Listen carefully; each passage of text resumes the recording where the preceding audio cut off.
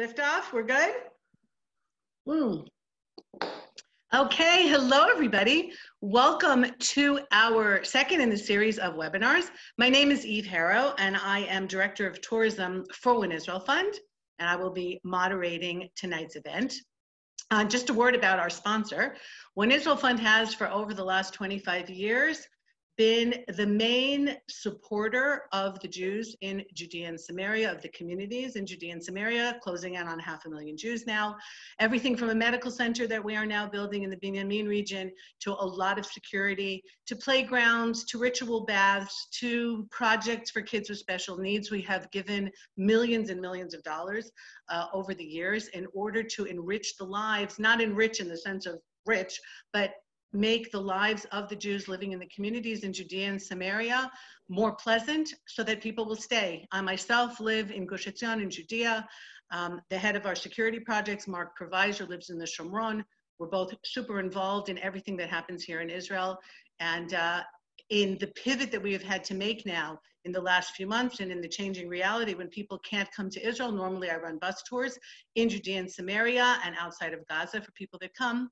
So we have started to do virtual tours. 2 of them have already been broadcast. One from Holy Cacao in Pnei Hever in the southern Hebron Hills.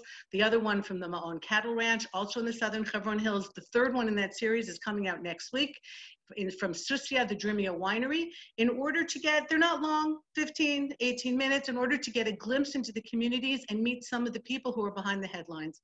Because very often the communities and the settlers are talked about, but nobody really knows who we are and what we do and how we live and how hard we work. So if you go onto our website, you will see that, www.oneisraelfund.org. You will see those trips and all the upcoming trips as well. You'll also see the projects that we're doing and some of the amazing security footage that we have, things that because that we were able to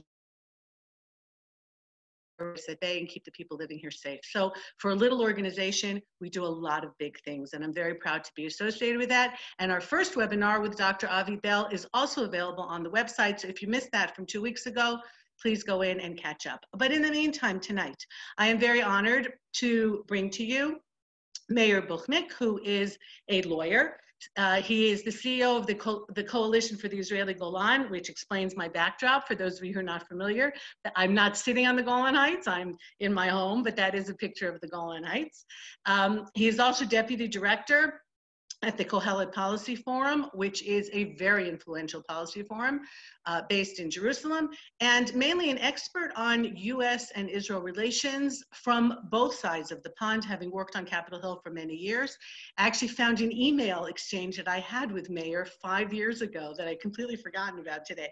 And of course, now living in Israel, and very knowledgeable about the hot topic. And we, of course, planned this webinar before a lot of things came into the news this week, which is the discussion of applying sovereignty onto the Jewish communities here in Judea and Samaria, and the ramifications that it might have for the US-Israeli relationship, especially in this lead up to the elections and really with everything else that's going on in the United States. So I am going to go off the screen now, and Meir is going to speak to us, and then we'll come back for some Q&A. You guys are welcome to send in any questions that you would like, and I will get them, and then we will have a session for as long as you would like to get those questions answered. So thank you so much, and the floor is yours. Thank you, Eve, and thank you everyone for joining us. I'd like to open with a story. A long time ago, when I was still a soldier in the Israeli IDF, I stopped in Jerusalem at the central station to have lunch.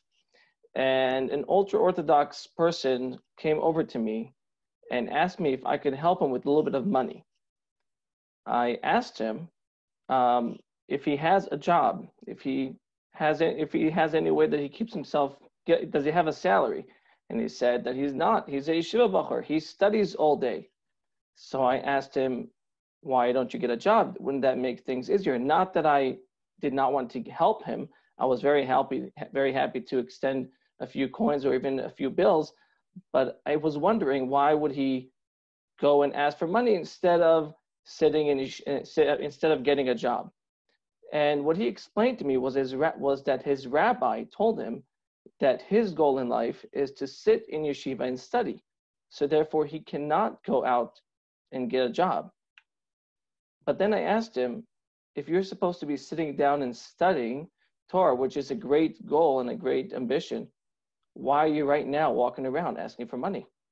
In fact, you're not sitting in yeshiva and you're not fulfilling that ambition and that goal that your rabbi told you should fulfill. And I'm telling you this story not because I want to bring you into Israeli politics and the question of church and state or religion and state and whether yeshiva bachars should join the army. I'm telling you this story because to me, it explained the difference between goals, between ideas and ambitions versus goals and strategy. Sometimes we have ideas of what we want to achieve. Sometimes we have sentiments that we want to maintain and keep. But often there's a big gap between that and actually achieving them because we don't set to ourselves a clear goal and a clear strategy of how to get to those, how to fulfill those ideas. And I think that this is very important because what's been happening this week in Israel regarding the plan of the century is, in my opinion, somewhat this fault, where people have sentiments but don't follow their goals and their strategy on how to get there. I think that an easy way or a good way to evaluate the deal of the century is to first ask ourselves, what are our goals? What is our strategy? And how that deal fits within those goals and strategy. So I'm assuming that that most people here who joined us on One Israel Fund are supportive of Israel and are supportive of Israel's staying and maintaining hold in Judea and Samaria. And based on that, I would like to suggest the following goals. I think that goal number one for Israel or anyone who really supports Israel is to fulfill the Zionist dream of having a Jewish state in the Holy Land. That is the number one thing that we actually want to achieve. And from that goal, we can derive other goals. The first, and I think that this is very, very important, is the idea that we will not be able to stay here and we will not be able to maintain a Jewish state if we don't believe that we actually have the right to be here. This is a very dangerous place. We have very dangerous neighbors who are not that friendly and are not very happy with us being here. And in order for us to stay here, we have to actually believe that we have the right to stay on this land. But when I speak about staying on this land and the right to be here, I'm not talking about the Holocaust as a reason for it, or maybe some people would suggest security reasons, that the Jews have been attacked all around the world and that they need a safe place. If that was the only reason why we were here, then we could be anywhere, and not necessarily in this land, in the Holy Land of Israel. The real reason why we're here, and I'm sure this is not news to you, but it's very important to repeat this message. The real reason why we're here is because of our historic ties to this land and our historical rights that derive from those ties. And I believe also our Tanakh, our Bible, that tells us that this is the land of the Jews. If we don't believe in this, then it will be very hard for us to stay here. And we already see that in some of the Israeli population in the extreme left who ask themselves, why are we here? It's very hard to live here. Why are we here? Why don't we just move to Germany or the United States or anywhere else where it might be easier? But if this is what we believe, if we believe that the reason we're here is because of these historic ties, that means that we have to be talking about the land of the historic ties. And that is Judea and Samaria. Judea and Samaria is where our forefathers lived, where they walked. This is what we hoped for. This is what we prayed for many, many years. And the only way to believe that we have the right to be here against all the pushback from our neighbors and other countries is if we actually believe that Judea and Samaria is part of what we own and what we have the right, the land that we have the right to. Another thing that we have to keep in mind if we want to keep this state is obviously security.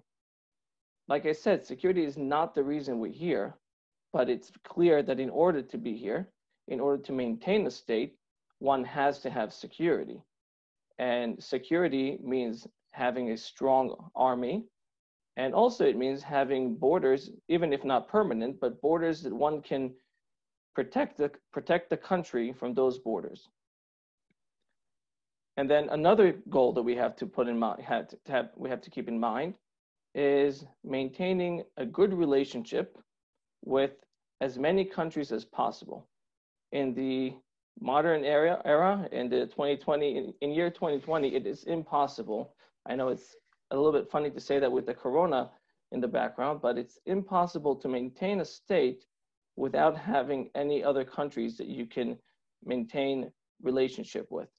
Israel cannot sustain itself. It will never be able to sustain itself economically or otherwise. So therefore, we have to maintain good diplomatic relationships. But because we said that being here depends on us believing that we have the right to this place, that means that the last goal, maintaining a good relationship with other countries, cannot override the first goal, which is remaining in the lands that maintain our rights to this state.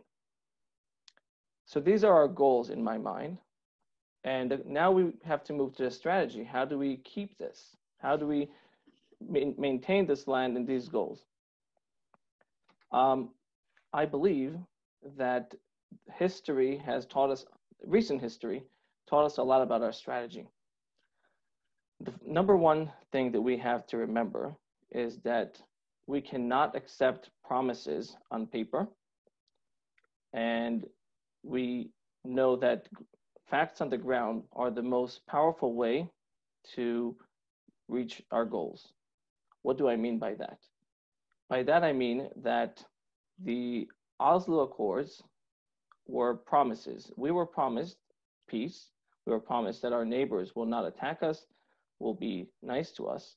And what we did in return is we actually gave them land. The same thing happened with the disengagement in 2005, when we were promised by the US and by other countries that we will have a diplomatic umbrella by disengaging from Gaza, by taking our people, uprooting our people and moving them into smaller Israel. They will protect us in the future, and they will support us if we ever have to go back to Gaza and in order to protect Israel. As we know, that didn't happen. In 2000, we had the second Intifada, and after the Gaza disengagement, we found ourselves in a war. We found ourselves with Hamas on the border, and we constantly have rockets flying into Israel. And in 2014, we had to go into Gaza and fight once again. And the result of that was not a diplomatic umbrella, but rather bombardment by other countries, including some lawsuits in the ICC. So the number one lesson that we learned from that is that we can no longer accept promises on paper. If Israel wants to deal, if Israel wants to negotiate with other countries, it has to have not promises, but actions. And the second thing that I mentioned, which was facts on the ground, is the fact that since 67, Israel has built many settlements in Judea and Samaria. We have hundreds of thousands of Jews, Israelis, who live in Judea and Samaria, and makes it very hard to uproot those people and to move them into what we call smaller Israel. So again, facts on the ground speak much louder than promises. And in fact, both Oslo Accords and now the deal of the century show us that when we have facts on the ground, they will help reshape or decide the future of the land, because as we know, the deal of the century deals mainly with the current settlements, the current bigger settlements in Judea and Samaria. So with that in mind, I think this is how we should evaluate now the deal of the century. There was a lot of information going out, and the question is, does this deal of the century, does it bring us closer to our goals? Does it fit within our strategy? Or does it push us away from our goals, and would it ruin our strategy? I would like to argue that the deal of the century fits very well within our strategy. And the first reason why that is true is because the deal of the century is really revolutionary. It is revolutionary for two reasons. The first reason is because for the first time since the Oslo Accords, the world, or at least the US, is recognizing Israel's claim to the land. And I'll remind you that this is our number one goal. Our number one goal is remembering that we have the rights to this land. During the Oslo Accords, the discourse was that Israel has rights to the land only because of security reasons. And once we deal with those issues, those security issues, if we can draw a border that will make sure that Israel's security needs are met, then we can allow the Palestinians to have a Palestinian state on the rest of the area. The deal of the century, makes it very clear that the reason why Israel can maintain the settlements in those areas, that it will maintain the settlements, is because Israel has very legitimate rights to the area, not because of security reasons, but because of its historic ties to the land, because of the Bible. And this brings us back, instead of the Oslo Accords, it brings us back to the San Remo decision that said that that the Israelis or the Jews have the right to have a state on the whole area of the land of Israel, or the Holy Land. Now, it's true that deal of the century only allows us to apply the law, the Israeli law. You guys spoke with Avi Bell last week, who I'm sure made sure to talk about applying Israeli law and not talking about sovereignty or annexation. Avi Bell is correct. The deal of the century allows Israel to apply the law only to 32% of the land. But that in itself, like I said, is revolutionary, because what that means is that this pushes away the idea of the 1967 borders, by America recognizing that Israel now can extend its laws to a larger part, and including parts that were liberated after 1967, means that the 1967 borders no longer have any meaning, which they shouldn't have had anyway. Those were they were never intended to be borders. They were just an armistice line. But this is one of the main ideas that sometimes is lost when people evaluate the deal of the century. And I'll repeat this again. The deal of the century means that the 1967 borders are no longer relevant. The reason Israel can maintain the land is because Israel has the rights to that land. And again, this is important not only because of the 32%, it's important also because of, and this brings me to the second reason why this plan is revolutionary, to what's going to happen with the other 68% of the land. People have shown fear that this means that this is going to be a Palestinian state. There may be a Palestinian state in the future on those lands, but there is nothing in the deal that says that all of this will be a Palestinian land. This is open to negotiation. And now I'm getting to, like I said, to the second reason why this is revolutionary. Like I said before, Until now, the deal was Israel has to take action and the Palestinians have to make promises. For the first time since the Oslo Accords, we get the better deal. Israel can take action, and in fact can take action immediately. And not only take action, but take action that is going to be almost irreversible immediately, while the Palestinians get promises. And I'd like to explain this a little bit better. Under Israeli law, if Israel extends its law to any area, in order to pull away from that area, in order to give that area away to another entity, Israel would have to pass a law with 80%, with 80 MKs, members of Knesset, supporting that law. The chances of any law passing with such a number, with such a great majority of 80 members of Knesset, is extremely low. So in essence, when we say that Israel extends its laws to the 1960s, to the 32%, what we're saying is that this is an almost irreversible action. On the other hand, what the Palestinians get is, number one, Israel has to freeze building in areas that are not within those 32%. That's what Israel has to do. And another thing that Israel has to do is Israel has to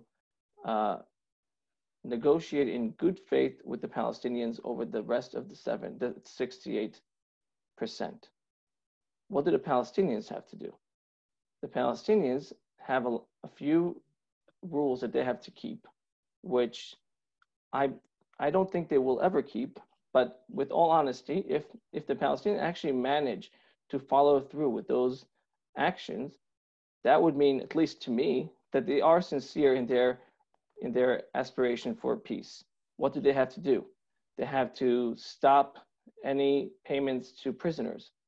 They have to take all the weapons out of Gaza.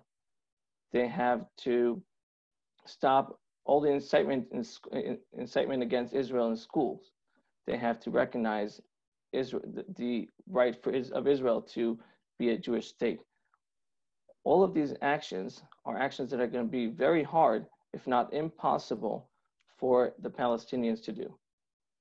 And besides for that, when we said that Israel will have to freeze its building in the areas that are not going to be under Israeli law, the Palestinians will also have to do the same. And here's another very important fact, which Ambassador Friedman had made more clear today. All of the requirements that America demands from Israel and the Palestinians are in place only during the time of negotiations. Now, people have been talking about 4 years of negotiations. This could be true, but that really depends on how the negotiations go.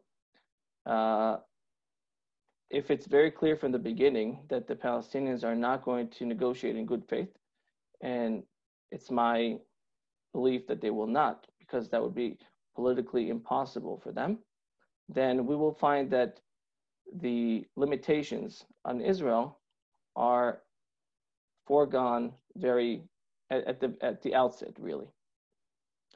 But again, this does not mean that there are no risks in the plan. The plan is very good because it follows our goals and because it's revolutionary in the ways that I mentioned, but there are risks. The risks are, the first risk is that Israel, for the first time, will have to say that it recognizes a Palestinian state, or better to clarify, not a Palestinian state, but the Palestinians' right to a state.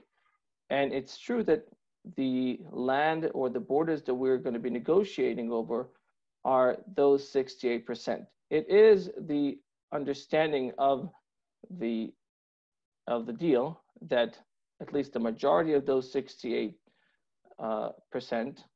and other parts inside Israel that Israel would have to give to the Palestinians, that's going to be the Palestinian state.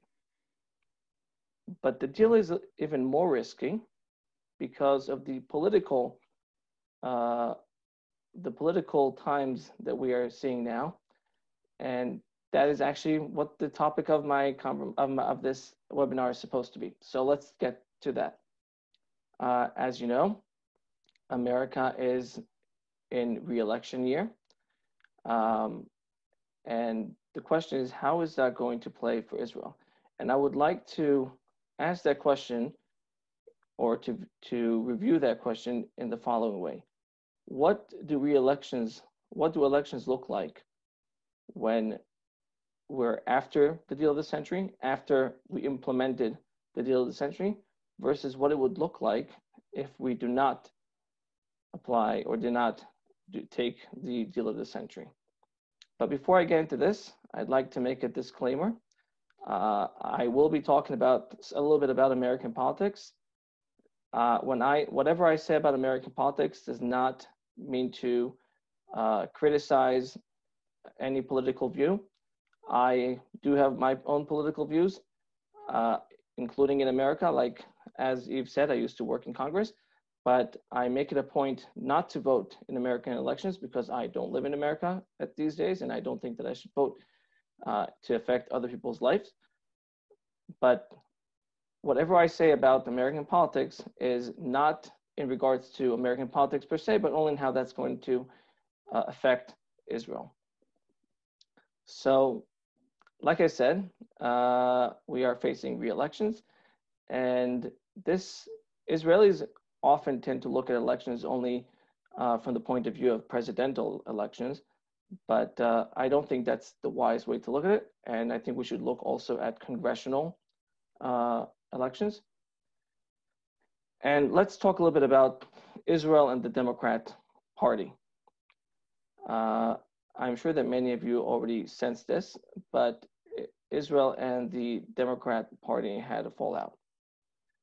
It's true that if you look at polls, they would tell you that support for Israel is steady and that Democrats support Israel just as much as they did before, and Republicans support Israel a little bit more, but still just as much, more than Democrats, but just as much as they did before. But I think that this is a little bit of a simplistic way of looking at things. First of all, for better or for worse, for the past 3 years, Israel and Israel leadership, meaning Prime Minister Netanyahu, have aligned themselves with the Republican Party and with President Trump. I'm not saying that this was a bad decision, but I am saying that this was not viewed favorably by Democrats. Democrats believe that they were snubbed by Israel. This goes specifically to Democrats who support Israel, but feel like Israel did not take into consideration their worries and their political needs in America. Also, we know that America is very polarized these days. Israel is very polarized too, but America is polarized, and that means that Republicans and Democrats are going more to the extreme. And I'm afraid that Israel is sometimes caught in the crossfire, meaning whether or not Israel would have aligned itself with President Trump and with the Republican Party, the fact that the Democratic Party has become more liberal has had its effect on the Democratic Party ability to support Israel. And I'd like to give you an example of that, a story about that. So as Eve mentioned, I am the director of the Golan Heights Coalition. And 2 years ago, we were trying to create support for recognition of Israel's sovereignty over the Golan Heights. And we went around Washington speaking with many members of Congress on both sides. And I had a few heart-to-heart conversations with a few members of Congress that I knew from maybe years on the Hill. And what they told us was very clearly that they love Israel. They would love to support Israel. And they fully understand that they cannot accept the idea of Syria taking over the Golan Heights. and they believe that Israel has the rights to the Golan Heights, but they will not be able to do anything about that currently with their party because there are radicals in the party and because leadership in the Democrat Party is not against Israel, but is not such a great friend of Israel. And because of that, they will just take no action. And to add to that, and this is very important when we talk about the deal of the century, President Trump has become the object that you don't want to touch.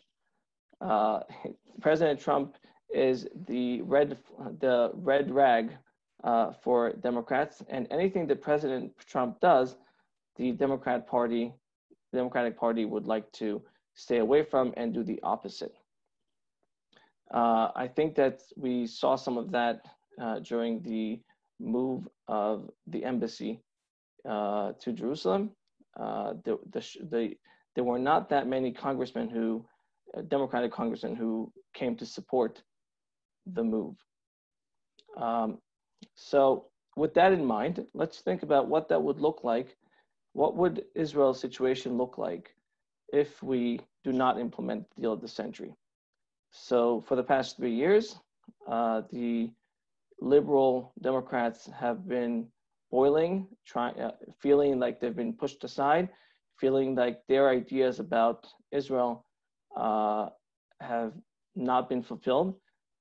Some of the Democrats have become more extreme and have even supported the BDS.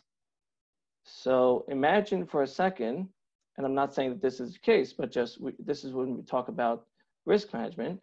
Imagine if during these elections, the Democrats maintain hold of the House and possibly take control of the Senate, and we'll talk about the presidency later. In that case, what members of Congress would try to do is to undo anything that President Trump has been doing until now, and would try to put a lot of pressure on Israel to make concessions to the Palestinians, and maybe even, possibly, unilaterally recognize a Palestinian state. I do believe that there are strong sentiments within the Democratic Party who believe that there's nothing wrong with recognizing a Palestinian state. The borders can be negotiated later. And the fact that they would gain support also from the Europeans who have been saying this for quite a few years, that would help them create a lot of support for that in Congress. And like I said, we'll talk about the White House in a second. But another thing that we have to keep in mind, and I didn't mention this yet, is that when Americans vote for Israel, when Americans vote in America, they don't necessarily vote based on their sentiments towards Israel. And by that I mean that there could be many Americans who support Israel, but have very liberal opinions on other issues, and as a result, they would vote for extreme or even very liberal Democrats into the office, who in return would pursue anti-Israel policies.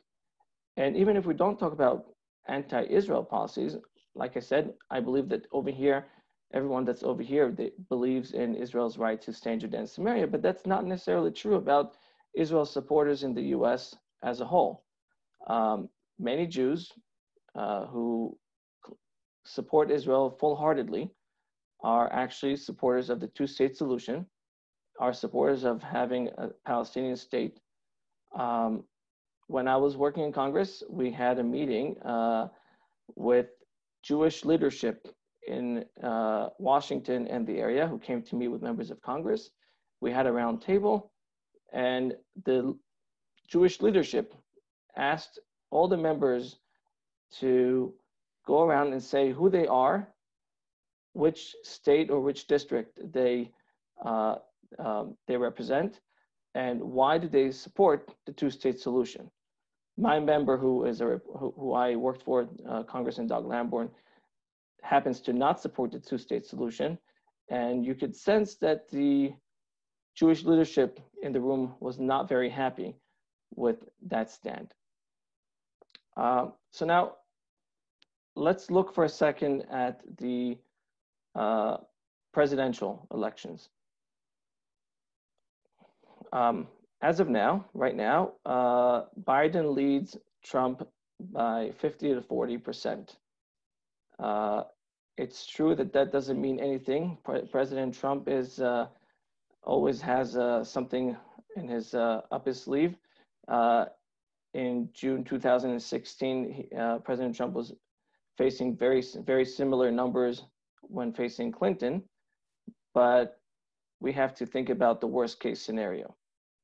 And in that case, the question is, what happens if Biden gets voted into the White House?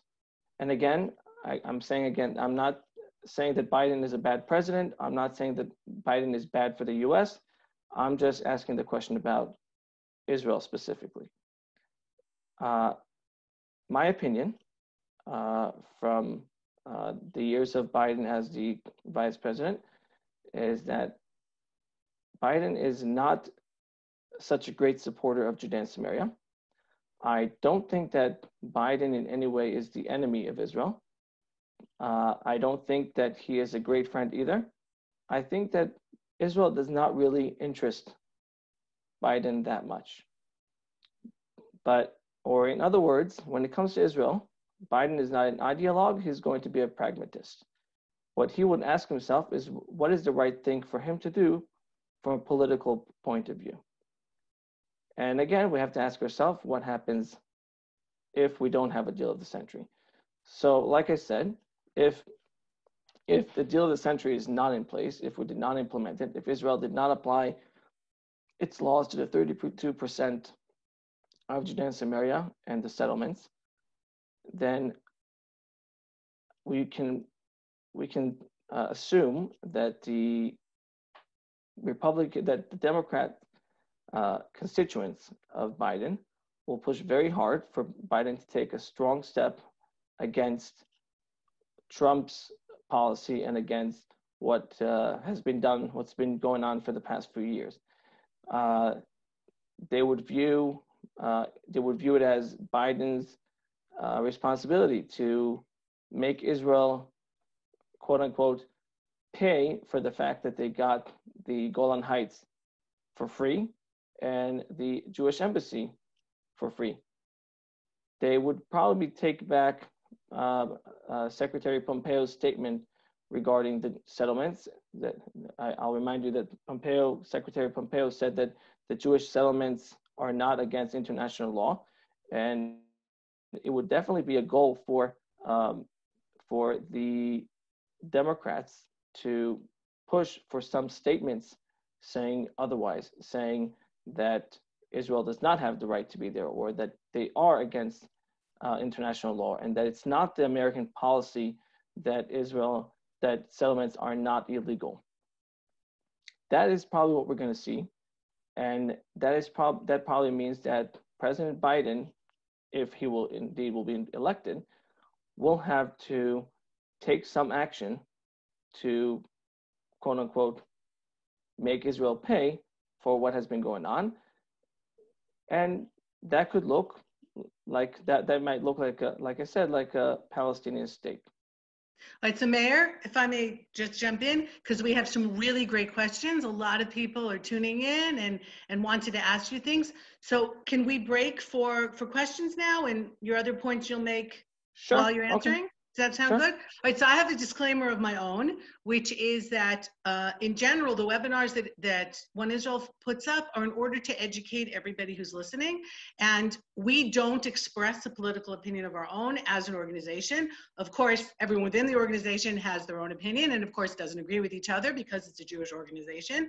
But the opinions that you'll hear from Meir and from others that we'll have, and by the way, June 15th, we're going to be having former Defense Minister Naftali Bennett. So that should also also get you going, are the opinions of the experts that are here. And I think that's important that we hear from different people, especially people who have been in situations like working in Congress that most of us haven't had the opportunity to do so. So a lot of the concerns, if I could just maybe distill what you've said up until now, is this: given that there is a chance that we will have a president in November who's not as finely tuned to the needs of Judea and Samaria as we might like, what you are saying, please correct me if I'm wrong, is that despite the risks that are inherent in this deal of the century, where Israel is going to be able to place Israeli law on 32% of the land, and then we've got 68% where technically we are for the first time recognizing a Palestinian state, and with everything that goes with that, one of the questions that were asked is that the world, the international community is going to hold us to that, even if the Palestinians don't live up to their promises.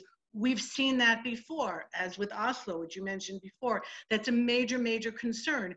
So is what you're saying is that even with all the inherent risks, the starting point then in January, technically, when the new administration would come in, is over 2/3 of Judea and Samaria that Israel doesn't completely control, because we'll have already had the 1/3 if we take the deal of the century. I think we can leave aside if, Trump wins for the moment, and that would be a different picture. Is that essentially what you're saying, that we need to get what we can now, because we could be dealing with a much more intense situation in a few months' time? Right, that is exactly what I'm saying. And I would like to add to that, and this is very important, and this is what I was getting into. To some extent, the fact that Israel would extend its law to the 32% would, in a way, be a favor for President Biden. And why is that? Because by extending the law to 32%, and by President Biden facing facts on the ground, this really takes the issue off the table. The main issue of the Israeli settlements in Judea and Samaria will be off the table. Yes, President Biden will have to show that he's not happy with that. He may even put in place some sanctions, which presidents have done in the past. And there is the very real risk of President Biden saying, fine, if Israel extended its law to 32%, I will let the Palestinians unilaterally declare their state over the rest of the. Yes. But what we have to keep in mind is, number one, what's the alternative? And the alternative is that we will not have the 32%, and there will still be pressure. And the second thing that we have to do is to ask ourselves, okay, that's the situation. How do we make sure that that doesn't happen? How do we make sure, what ways do we have to make sure that President Biden will not want to risk such claims or such decisions, because there will be ramifications for that. And I believe that one way of doing that is to have a very clear memorandum of understanding between Israel and President Trump administration, saying what would happen in different scenarios. Now, again, from President Trump's point of view, this is very beneficial, because this makes sure that his legacy will not be eroded by the next president. So it would be very smart for him to put those, quote unquote, poison pills into such a memorandum, saying that if a future administration goes off the deal, then some things will go into action, or Israel will no longer have to, Israel's statements regarding the Palestinian state will no longer be in effect, or and all these things. This is very important to have something like that written down, but the problem is that is very hard to do these days, and that is because on the one hand, President Trump's attention is righteously on the riots in the U.S. Right. And when he looks the pandemic, and the pandemic, and when he looks to Israel, what he sees is the following. He sees that there is a future prime minister who's really not interested in this deal of the century, who would prefer to get pressure from foreign countries to do away with the deal. Talking about Benny Gantz. Right, right. Okay. He sees that that the leadership of the settlements is pushing back against the deal and saying we're not really interested in this. And President Trump, as a great friend that he is of Israel, has absolutely no reason to waste any political ammunition on this deal of the century if he senses that no one's really interested.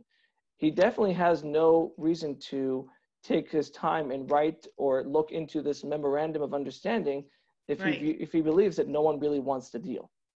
So up until now, you've really focused on the American side of things, the what ifs of the elections in November. So to bring it now into the Israeli side of things, we have a situation here of some very strange bedfellows, of leaders of the settlement movement, if you will. And I have to say, especially as somebody who lives in Judea and Samaria, if there's 500,000 Jews out here, you have at least that many opinions. But there's a leadership which purports to speak, not always in the language and saying what most of us feel, which is something that happened this week, where one of the leaders of the Esha Council actually came out with a very disparaging comment about Trump, El Khayani, saying that Trump is not a friend. And a lot of people here are quite upset with that. And I think it's important that people know that there's a difference between disagreeing on the maps and disagreeing on the plan and saying something against the person himself. And there's a lot of people within the community of the Jews living in Judea and Samaria who are quite upset with that statement. So I think, that has to be said. But here you have a situation where Peace Now doesn't want the plan because they're afraid that it won't lead to a Palestinian state. And people, not just people living in Judea and Samaria, but supporters of Judea and Samaria, which is what it's looking like is the majority of Jews in Israel. The majority of Israeli citizens do want to put some kind of Israeli law, at least partially, on Judea and Samaria, for all of the reasons that you said, because of the biblical, historical ties, because of security, for a lot of different reasons, everyone with their own reasons. But so there are people who are saying that the maps are not good, that it recognizes for the first time a Palestinian state, that there are a lot of different communities that will be very isolated on the maps and eventually unsustainable. And that while it looked like a great thing to begin with, when you really got down to the nitty gritty and to some of the points, this is a very, very dangerous plan. And so you have this crazy thing here in Israel where people who really never agreed almost on anything seem to be on the same side. So what do you make of that, of what's happening here?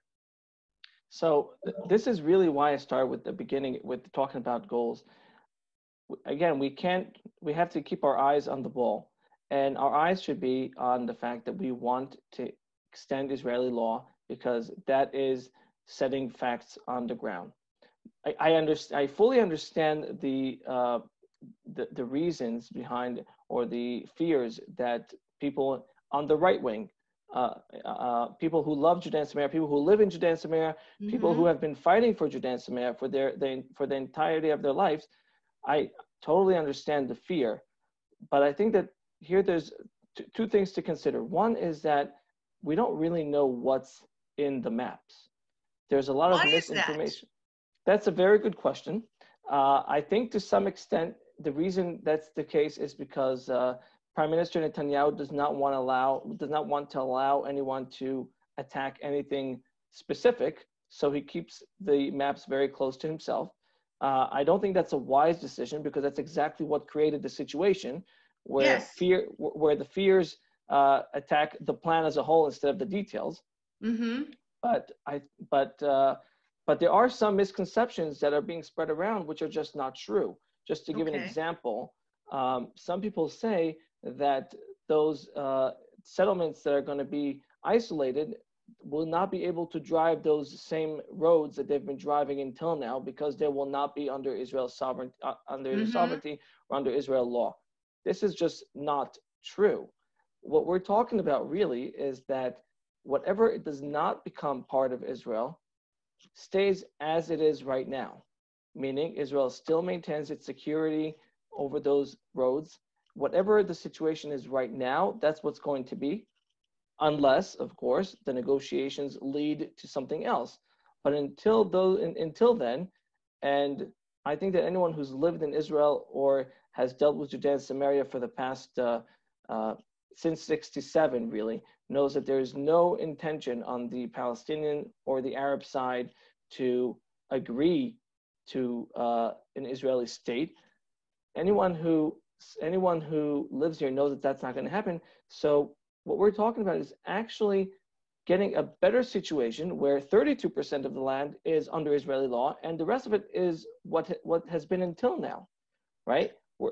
We're getting a better deal. So no, this is a hugely important point that I'd like to clarify, because right now we are living under basically Israeli military law. Our roads here are patrolled by the army and not, let's say, by police, which is what you would normally have in a civilian situation. Correct. So what you're saying is that 32%, which is about half of Area C, the area where the Jewish communities are, would now be under Israeli law.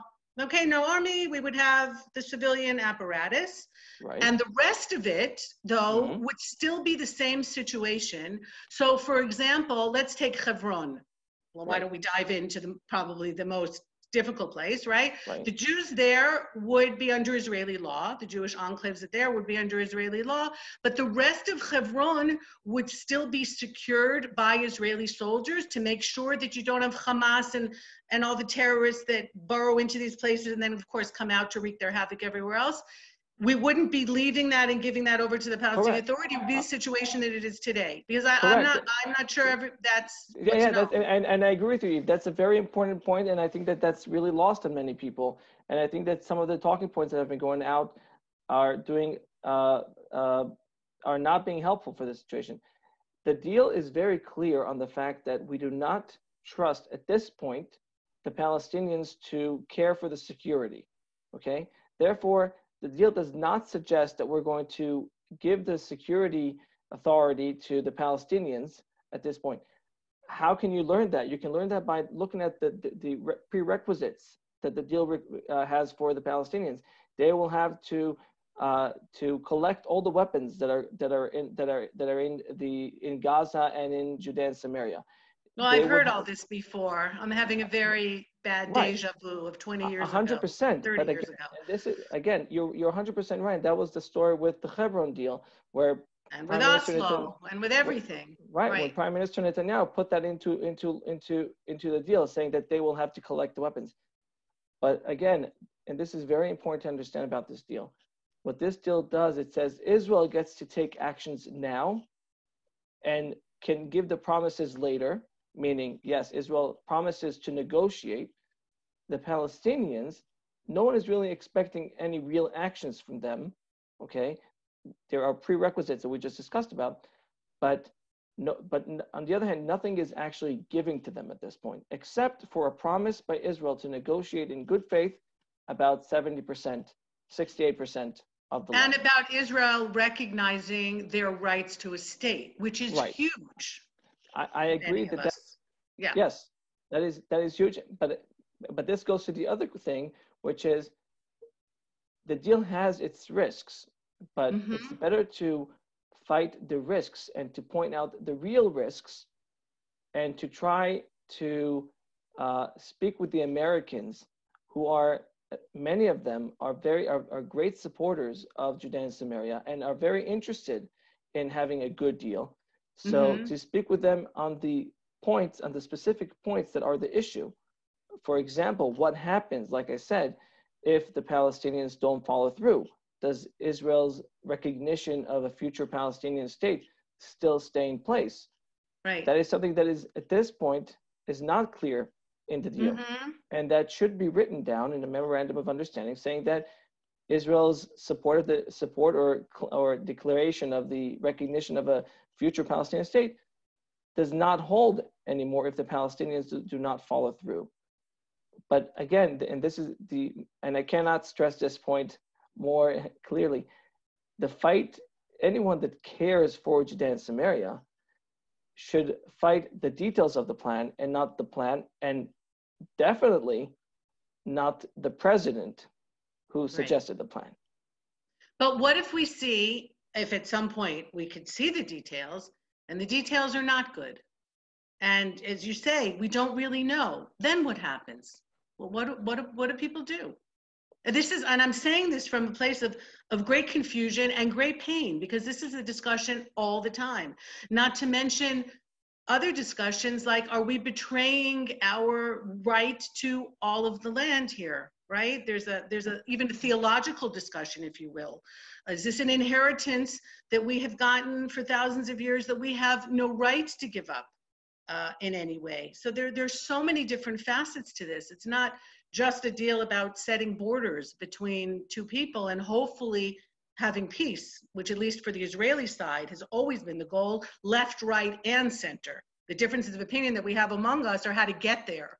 But there is a broad consensus from wall to wall in Israel that we hate war and we just want to live in peace and have everybody be able to do their own thing and have beautiful lives and raise children in health and in happiness. And these are, and I don't have to tell you because you're living here too and you're hearing this all the time.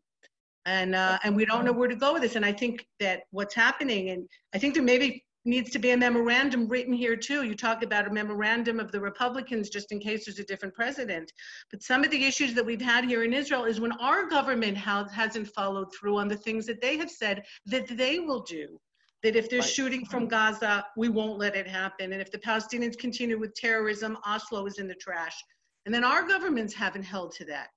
Right. So I think there's some, I don't want to use the word distrust, but there is a grave amount of concern, not just with the American administration, but what's happening here in Israel too among our political leaders. Right, and I'll make the question even harder, being that we do know that the next prime minister, a future prime minister, the reserve prime minister, as we call him these days, does not support. And he said it, this is not my opinion, he said it quite a few times, that he does not support unilateral steps. He will only support extending the law if there's the support of the international community. I think the answer to that is really twofold. The first is that this is more of an inside issue. And that means that the attack should be directed at with all due respect to the prime minister. Meaning the attack should be directed at Prime Minister Bibi saying, we would like to support, the message should be, we would like to support this deal. We know that President Trump is a great president, a great friend of Israel. We understand why this plan changes the whole story, changes everything. Like I said, 67 borders are no longer in place. We have facts on the ground. But if you want our support through and through, you have to share the details with us. That is the pressure that has been. And the second thing I would say is that when we speak of that memorandum of understanding that should be signed between Israel and the US, some of these things should happen without requiring any steps from Israel, without requiring any actions from Israel. So, for example, we could talk about the freeze. In the settlements that are more isolated, okay? One of the fears that I've heard was that the Palestinians will build and Israel will not build. The Palestinians will not keep their part of the deal, and they'll just keep changing facts on the ground, which, like I said, are very important. And people have pointed out that Israeli Court of Justice was not very useful in these matters, because whenever Israel attempts to take down illegal buildings that were built by the Palestinians, the court again blocks that. Although there were situations where even the Supreme Court, like Khan al-Omar, said that Israel could remove it, and for whatever reason, the Israeli army didn't. So right now we have a situation where there's more Arab building in Area C than there is Israeli building. Right. So yeah. So again, so I just want to go back to the point that I said a second ago. What should be in place is that there should be a price for building by the Palestinians, okay, without Israel having to destroy those buildings. For example, saying that as soon as buildings are being built by the Palestinians, Israel doesn't have to destroy those buildings in order to build on its own. No, Israel automatically has the right to build on its own, and such things. Another option, by the way, again, this will be hard to push, especially with the pushback that we had this week. But Right. if there's call it a poison pill, saying that if the Palestinians don't keep their part, and if the American administration does not keep its part, then automatically Israel can extend the laws also to those settlements that it didn't extend the laws until now. Of course, that would create other issues of how to build the roads between those settlements later. But again, the idea is to create automatic snapbacks that would require a political price from anyone that wants to break away from the deal. This is something that any lawyer thinks about when he writes any contract, right?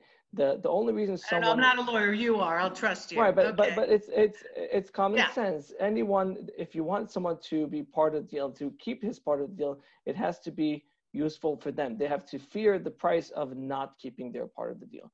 But again, with all this being said, the fact is that Israel, after the deal, definitely finds itself in a better situation than it has now, because it will have 32% of the land as Israel And under all of Israel the people. law.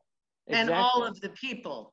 Right. Exactly. And again, this really takes off the table the main issue that has been the issue for Israel, because this says we are not going to remove those people from their land. We're not going to have another expulsion like we had from Gaza. Yeah. You want to talk about other issues, they're probably going to come up and they will not be easy to deal with. But what is the alternative? The alternative is that we will have absolutely nothing and a lot of pressure that's been boiling, right? That's been boiling for 3 years now to undo everything that President Trump has been doing until now. So someone asked a question about Amir Avivi's new state solution. Which is not something I'm not familiar with. Are you familiar with that? I know what I know of Amir Avivi's new state solution. It is not the same as this deal. But I could tell you that Amir Avivi has been supportive of this deal. Amir Avivi is now the head of an organization called the Buchnick, former security officials or former IDF people, and he's been supporting this deal. He's been pushing for this deal on the media for quite a while now. Okay, I'm just going to pull up. I see we've got some questions in. I'm sorry if this is blocking anybody's view. Interesting question, little off topic. Is there another nation in the world that claims its right to exist as a nation state is established in the Bible, in biblical documents?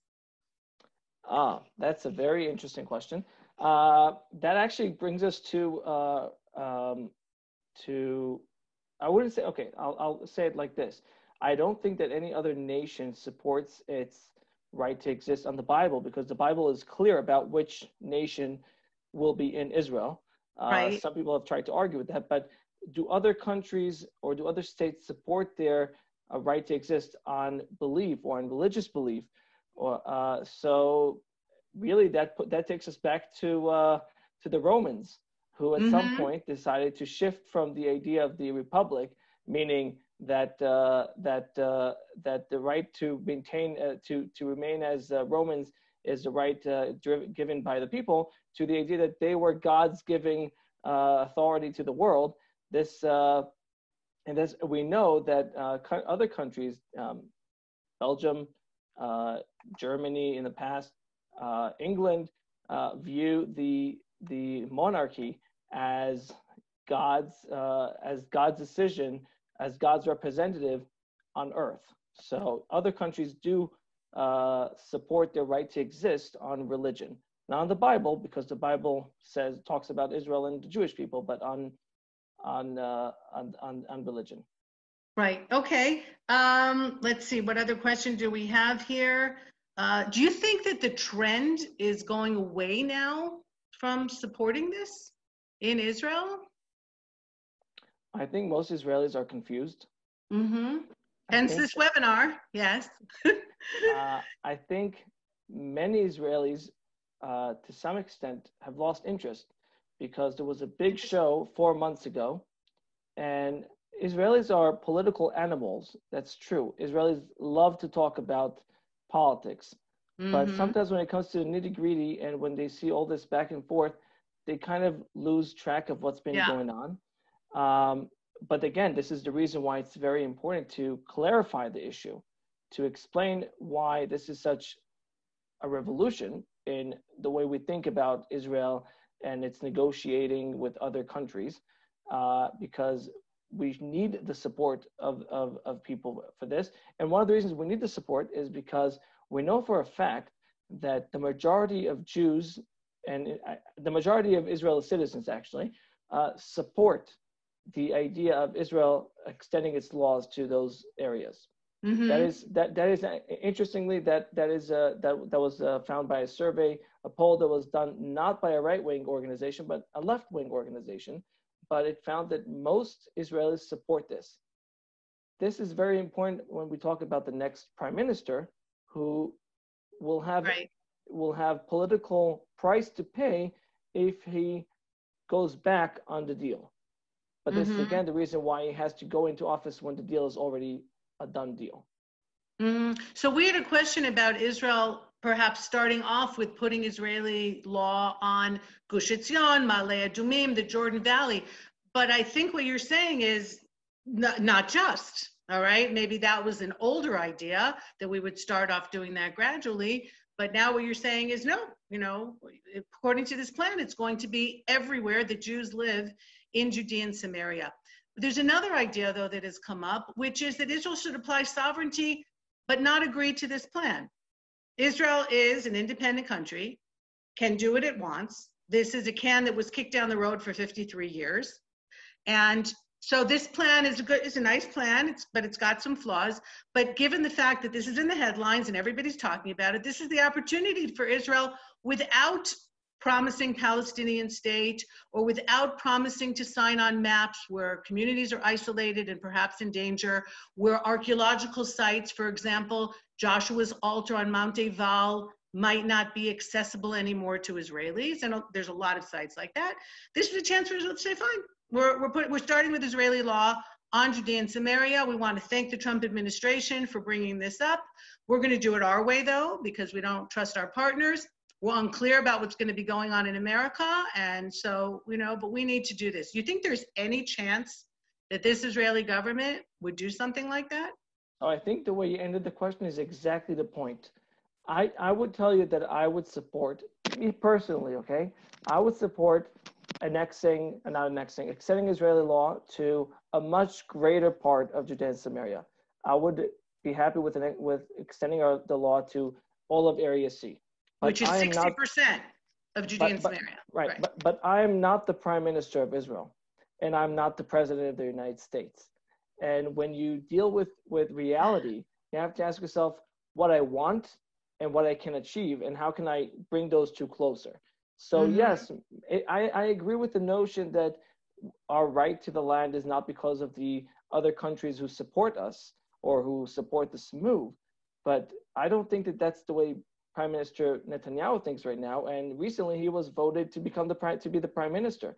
And unless, the way I have to think about this is, what do I do to make sure that it's politically wise for him to take the best step? And I don't think that there's any chance that he would say, fine, I will just extend the law to wherever I want without asking President Trump, future president of the United States, Europe, and so forth. That is not the way he's going to think about it. So it's a great idea, but it's just not very possible.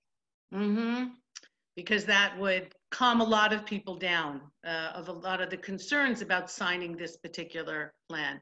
Any last words, Meir? And also, can I give people, if they write to me, can I give them your address so that if they see this later and they didn't see it live, they could write to you with some questions? Yeah, sure. I'll be very happy to answer future questions. Absolutely. Great. My final words would be, this is an historic moment, okay? Let's not ruin the chance yes, we should fight for the details. We should put a Mm-hmm. lot of pressure to make sure that the details are good.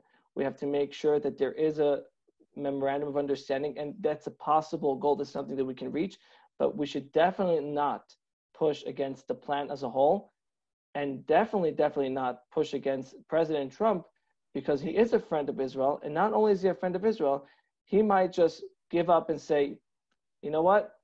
Forget it. I'm not A interested. plague on all your houses. Yes.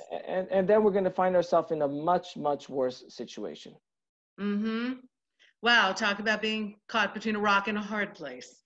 Yep. Okay. Mayor Buchnick, thank you so much for joining us tonight. You really gave me a lot to think about, and I hope our viewers as well. You can write to me, eve@oneisraelfund.org, and I'm happy to pass on the address. You can write to me anyway. And of course, if you would like to sponsor either one of our webinars, and as I said, June 15th, put it in your calendar. We will have former Defense Minister Naftali Bennett. So we make our content free, but if you would like to sponsor a webinar or sponsor one of our virtual tours, we would be delighted, and visit the website and you can see how you can do that. And to spread what we're doing far and wide, educating via the webinars, giving people a glimpse into Judea and Samaria via our tours, and the constant work that we do every single day, so that this is even an issue. Because if people can't live here in safety and in security with parks for their kids and everything that they need for just daily life, then we literally wouldn't be on the map.